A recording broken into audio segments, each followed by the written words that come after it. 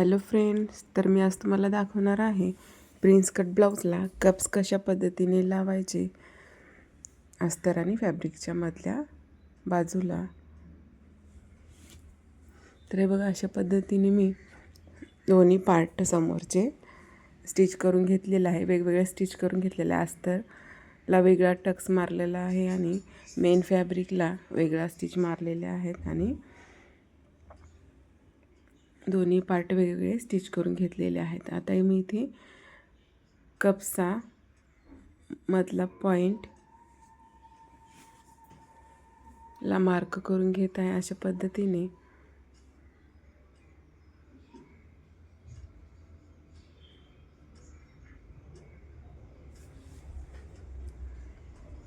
आणि कप्स असे मध्ये टाकून घ्यायचे,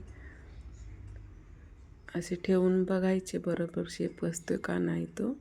आणि जो आपला ब्लाऊजचा पण टक्स पॉईंट आहे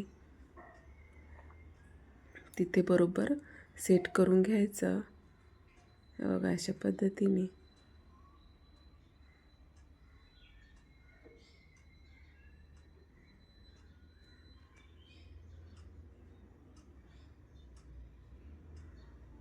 बरोबर सेट करून घेतल्यानंतर अस्तरला आणि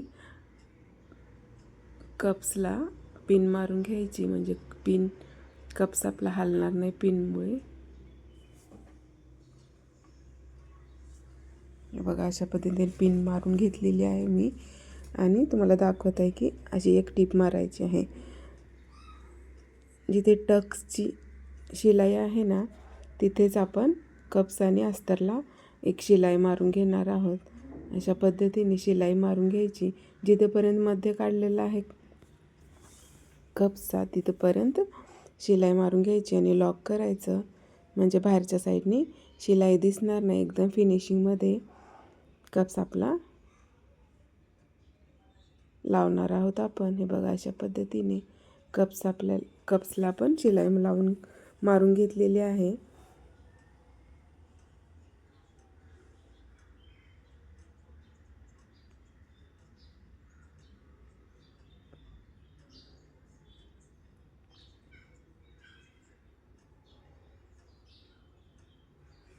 आता इथे माझा ब्लाऊजचा कापड जाड होता, त्यामुळे मी सिंगलच अस्तर घेतलेला आहे. जर तुमचा ब्लाऊजचा फॅब्रिक पातळ असेल, ट्रान्सपरंट असेल, तर तुम्हाला 2 लेअर अस्तरच्या द्याव्या लागणार आणि मग कप्स बसवावा लागणार. नाहीतरी कप्स बाहेरच्या साईडने दिसतो.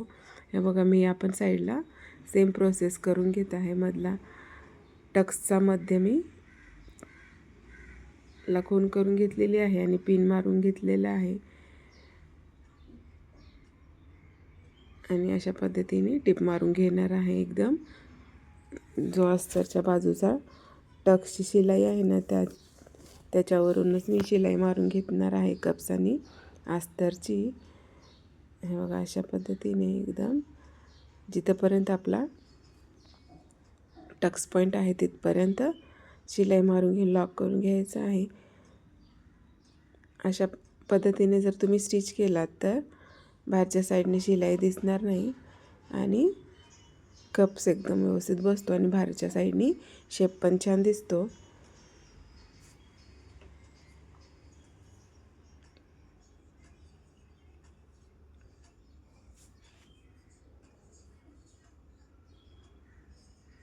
जर तुम्हाला व्हिडिओ आवडला असेल तर नक्की लाईक आणि शेअर, सबस्क्राईब करा. हे बघा, अशा पद्धतीने किती छान दिसते बघा आपला कप्स लावलेला ब्लाऊजचा फ्रंट पार्ट एकदम फिनिशिंगमध्ये दिसतोय.